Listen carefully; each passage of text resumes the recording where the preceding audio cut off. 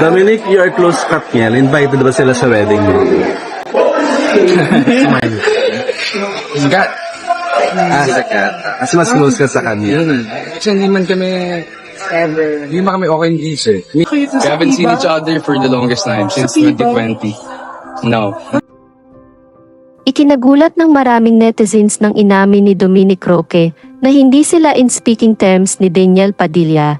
Dati silang magkakatropa, pero nagkaroon ng intriga dahil di umano sa relasyon noon ni na Dominic at Bea Alonzo. Natanong kasi ang pakakasalan ni Bea Alonzo kung invited ba ang ex-couple na sina Daniel at Catherine Bernardo sa kasal nila ni Bea na wala pang kumpletong detalye.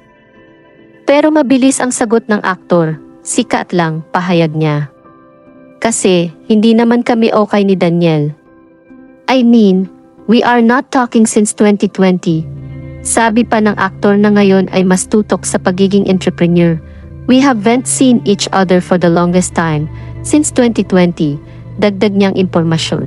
Samantala ang grupo sila Dominic noon ay tinatawag ng Nguya Squad kung saan magkakasama sila nina Daniel, Dominic with Kath, Patrick, Marco Gumabao, Ria Atayde, Joe Vargas, Bianca Yanga, Ariel Garcia, Joseph Elizalde, Khalil Ramos and Gabby Garcia, pero noong 2021 ay nag-unfollow sa isa't isa sina Daniel at Dominic.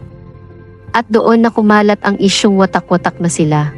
Samantala, excited na si Dominic sa kasal nila ng actress, Anya. This month, ay kailangang handa na ang mga important details sa kasalan daw wala pa rin silang ibinibigay na petsa at lugar. Etong January talaga, dapat ilatag lahat, kailangang asikasuhin, di ba? With everyone from our families and friends and yung list ng mga bisita also. Ninong, Ninang, hindi pa naman kumpleto lahat. Sagot niya sa mga writer na nag-interview sa ginanap na Thanksgiving party ng Lux Beauty and Wellness Group last Saturday night sa City of Dreams. Malapit na raw ang nasabing kasalan na isang Christian wedding at naipamigay na sa mga imbitado ang save the date. Anyway, inamin din ni Dominic na kahit 4 years na sila ni Bea at ikakasal na ay may mga nadidiscover pa rin silang bago sa isa't isa. In 4 years naman na magkasama kami, syempre marami ka pa rin naman nalalaman.